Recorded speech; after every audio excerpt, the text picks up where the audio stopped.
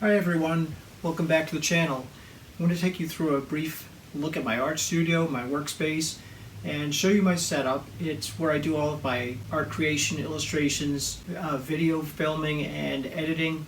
It's a pretty small room, so squeeze on in and I'll show you around.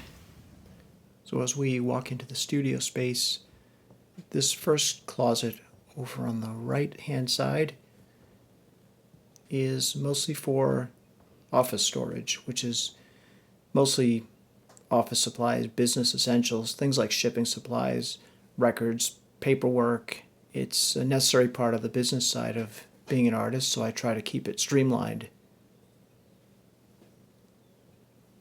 And this is the workspace for my easel, and behind that easel there are the art supplies, so I keep most of the art supplies over on the left, and you can see the natural light coming in from that window, which really helps as I'm working at the easel. And over here is just my basic computer workstation, and I do some of the art processing and digitizing some of the pieces there, but mostly it's for my day-to-day business and bill paying, as well as that filing cabinet, which is mostly just for bills and receipts.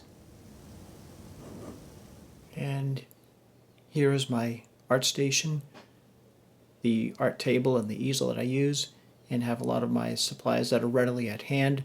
And I have this near that window for the natural light, which helps a lot when working on fine details and colors, and also makes the space feel more open and inspiring, which is great to have a window in your studio.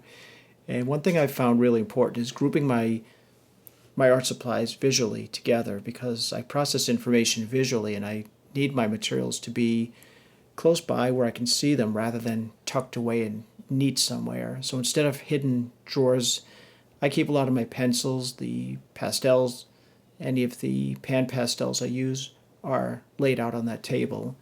They're organized in accessible containers and all within an arm's reach, but not so far away. And this is the closet I use on the right hand side of the art studio, and this is for all the office supplies. There's a couple of art supplies tucked in there, but mostly it's files and paper and stuff, so it's a good space in there. And if you go behind the easel, this is where I store most of my art papers, art frames, and that's pretty much it. There's just a lot of different types of paper in there, and the frames take up a lot of space. And on the bottom right, there's a paper cutter, so that helps me size out the paper for the pieces that I need. And same at the top. There's more art supplies, but this is a little harder to get into, and I pretty much have things up there that I don't use too often. And next to my office desk, I've got this little bureau. I keep a lot of small frames in there, maybe the ones that are 6x6 size frames, the really small tiny frames. I don't do a lot of those pieces. Sketchbooks, more pencils, various individual colored pencils. Some of my charcoal pencils are in there, and some business cards, graphite pencils, more sketchbooks. Just a place I can keep that neat and tidy. One of the challenges I'm working on is keeping everything functional and not feeling too overwhelmed in a smaller space. It's pretty tight in here for the amount of supplies I have, and trying to double the space as an art studio and a workspace office with filing and storage is a little bit of a challenge. So I'm always trying to reduce my footprint in here. What items do I really need, and what can I do without? What can I store elsewhere? As someone who's neurodivergent, I'm visual, so I like to see a lot of things that I'm working with nearby. So that's why this area behind me with a lot of pencils, hard to see from that angle, but as you saw before, there's a lot up here, and it's a way for me to visually utilize and process. So it's not a minimal, tucked away, perfect looking studio.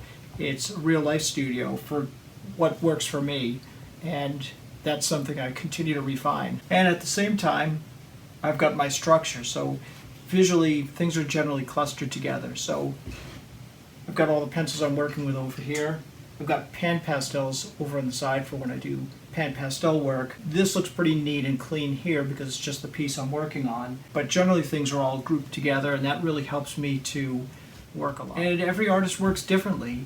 It's finding what works best for you. There are general tips and there are structures that help each of us. Don't necessarily look at someone else's studio and feel that that's how your studio needs to be set up. It's going to work for you, and it depends on the supplies you're using. If you're working with oils, that's going to be a different setup. Ventilation could be different if you're creating a lot of dust in your art studio. You should probably consider getting an air filter. So that's my little art studio tour. It's not a large space, but it works for me and I'm really happy with it. It helps bring my creative ideas to life. It keeps me focused on really what needs to be in this space. I'd love to hear from you. How do you use your creative space? What tips can you bring? Any thoughts and suggestions, and any other insights you might want to share? This is a community here, and I hope that collectively we can bring a lot of ideas together. I'm looking forward to giving more tips, and if there's anything specific you see or you want to know about here, I would love to answer those and incorporate that maybe into the next video. I also hope to do some more tips and maybe a deeper minimalization of this space, how I organize my paper, my frames, my pencils, and as I continue to refine that, I'll bring that to you and hope to give you some beneficial tips. And if you enjoyed this video, please hit the like and subscribe button, leave a comment, and I look forward to sharing more tips with you. Thanks for watching, and I'll see you in the next video. I've got more tutorials and behind the scenes footage.